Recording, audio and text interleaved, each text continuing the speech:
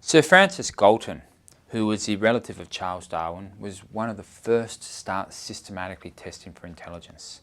Galton was convinced that intelligence was a product of evolutionary processes of survival of the fittest, and that intelligence runs in families. He also believed that the building blocks of intelligence are simple perceptual, sensory and motor abilities. To test his theory, Galton set up laboratories in 1884 and he charged people threepence to be tested. Some 10,000 people underwent tests on reaction time, memory, sensory ability and other intellectual tasks. To his surprise, performance on these tasks did not correlate with much of anything, including social class. The most direct ancestor of today's intelligence test was developed in 1905 in France by Alfred Binet and Théophile Simon. Unlike Galton, Binet and Simon believed that a true measure of intelligence is an individual's performance on complex tasks of memory, judgment and comprehension. Binet was also more interested in measuring the intellectual potential of children rather than comparing the intellectual functioning of adults.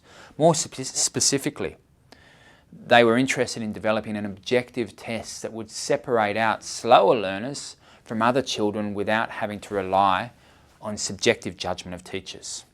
Binet and Simon developed intelligence tests based on asking children to solve problems that were possible at different ages, with an attempt to minimise the impact of different environments by focusing more on reasoning and judgment rather than just on the memory recall of the content of what children had learnt.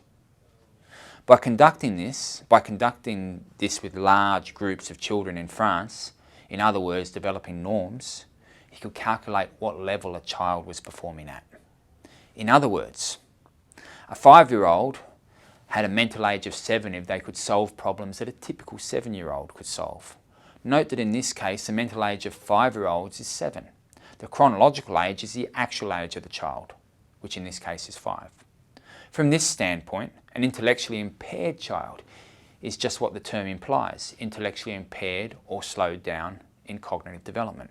An intellectually impaired 7-year-old might miss questions at the 7 and the 6-year-old levels and be able to answer only some of the 5-year-old items. Binet's intelligence test was translated and extensively revised by Louis Terman of Stanford University, whose revision is known as the Stanford-Binet scale. Perhaps the most important modification was the intelligence quotient, or IQ.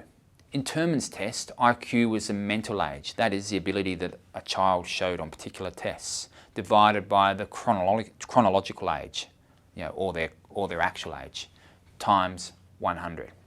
Thus, if an 8-year-old performs at the level of a 12-year-old, that is, displays a mental age of 12, then the child's IQ is 12 divided by 8 times 100, or 150. Similarly, a 12-year-old who performs at the level of an 8-year-old, that is, displays a mental age of 8, then the child's IQ is 8 divided by 12 times 100, or in other words, they have an IQ of 66.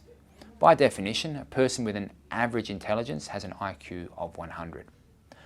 IQ testing filled a pressing social need of the time and was rapidly taken up. One of the most important social needs was to recruit hundreds of thousands of soldiers from among millions of men into the military in the United States, as the United States became involved in World War I. IQ testing quickly determined which recruits were mentally fit for military service.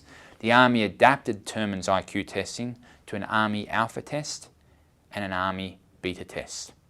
The Army Alpha test was for literate adults, and the Army Beta test was for recent immigrants to the United States who were either illiterate or did not speak English. In just 2 years, between 1917 and 1919, over 1.7 million men took the Army Alpha test. Although the Army Alpha test tried to circumvent the problem of language, the intelligence tests used early in the last century were linguistically and culturally biased towards native English speakers. David Wechsler attempted to minimise the biases of these tests by creating a new instrument. The current versions of these tests are the Wechsler Adult Intelligence Scale in its 4th edition.